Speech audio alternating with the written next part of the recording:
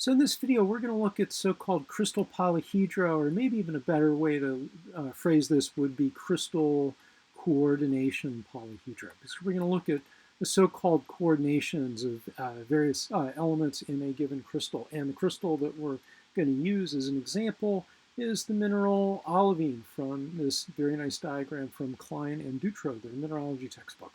So olivine has this composition, Mg, Fe, and then a subscript 2 SiO4. So just for a little bit of review, the common means we can take any combination of magnesium and iron we like, so long as it adds up to 2 when we've got 1 silicon and 4 oxygens. So we can have magnesium at 1.5, and then iron at 0.5, or we could switch those numbers. And you might object, we can't have half of an atom of iron.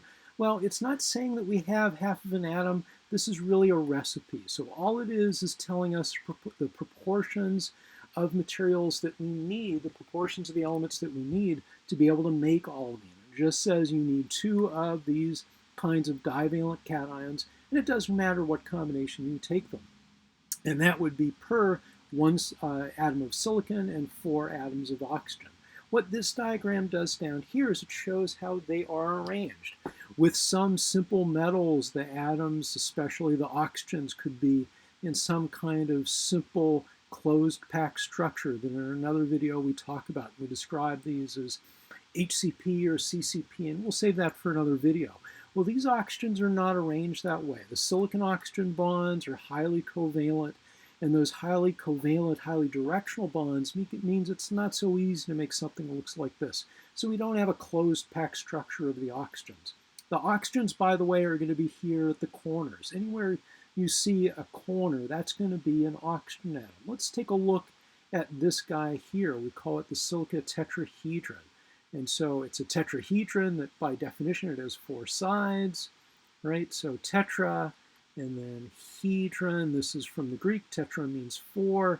And so hedron just means that we've got something that has 4 sides. We'll draw a little line in the back. So we've got a little 3-sided pyramid up top, and then another 4th side down here at the bottom. And inside in the middle of that fellow would be a silicon atom. So a silicon would go in there. So the silicon over here would fit into the middle of that fellow, or equivalently this guy, or that one, or this one. So we'll just put T's next to all of these. These are the so-called tetrahedra. Notice that some are pointing up. The way they're shaded indicates that that little oxygen that is at that corner there is facing towards us. The dashed lines here show that this guy is pointing downwards. It's going to look the same. These are effectively equivalent sites, except that that tetrahedra here is pointing up towards us, and this one is pointing down. So that's where the silicons go. And there's another thing called Polyhedral rules and radius ratios, where you can show that because the silicon atom is so small, the silicon 4+ atom is only going to go in the tetrahedral sites and not these larger M1 and M2, which we'll talk about next. The silicon atom is so small it would just rattle around, and one of the ideas behind Linus Pauling's rules is the so-called no rattle rule. So we don't want atoms rattling around in a large space. So the silicon is only going to go there, and we need to look at Pauling's rules and radius ratios to figure out why. So how about the M1 and M2? Those are both octahedra. So let's spell that out. Octahedra. Octa means 8. Again, we have an 8-sided thing using the translation from the Greek. So you can imagine we've got 1, 2, 3, and then a 4th side in back, a little 4-sided pyramid up here, and then out of the field of view is another 4-sided pyramid. So it's kind of a little double 4-sided pyramid that gives us 8 sides all together. What is the coordination of the fellow that goes in there? It is 6.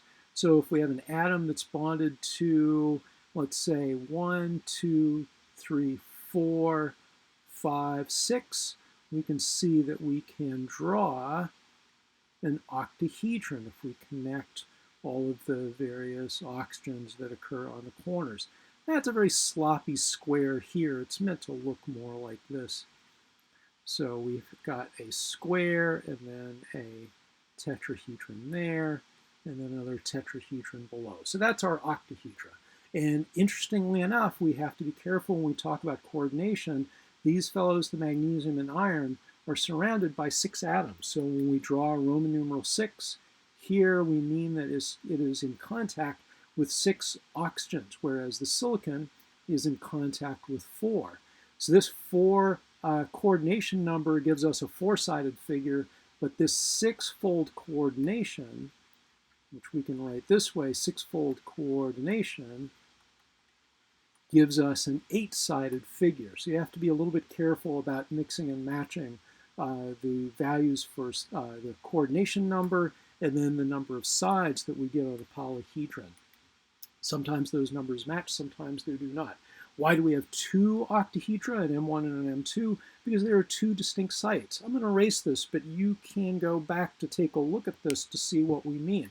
So for the M1 site and the M2 site, you'll notice that the M2 is a little bit larger. And so if we know, for example, that iron, let's say the radius of iron is also a little bit larger than the radius of magnesium, you might then guess that magnesium would have a preference for the M1, while iron would have a preference for the M2.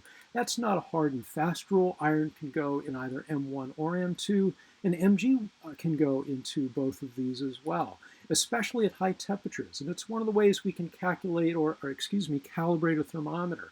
We could look at the way magnesium and iron atoms are distributed between the various M1 and M2 sites. If there's a high degree of separation where most of the magnesium is here and most of the iron is here, that perhaps means that the mineral formed at very low temperatures.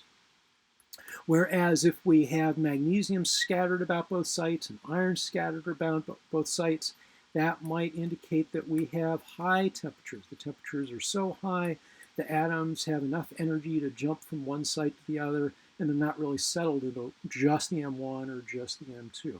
Anyway, if you go back and rewind the video, you could take a look at that figure, and that's basically a map. You can think of it as a map of where the atoms go for olivine. It's not showing us the bonds, it's not showing us the atoms. Instead, it's showing the various polyhedra in which magnesium, iron, and silicon, in this case being the other cation that we've discussed, will all fit into the structure. So it's a very unique way of talking about crystal structures and a very helpful way of having a map and trying to figure out where various atoms will go. And so for that reason, you'll see it quite a bit when people talk about mineral structures.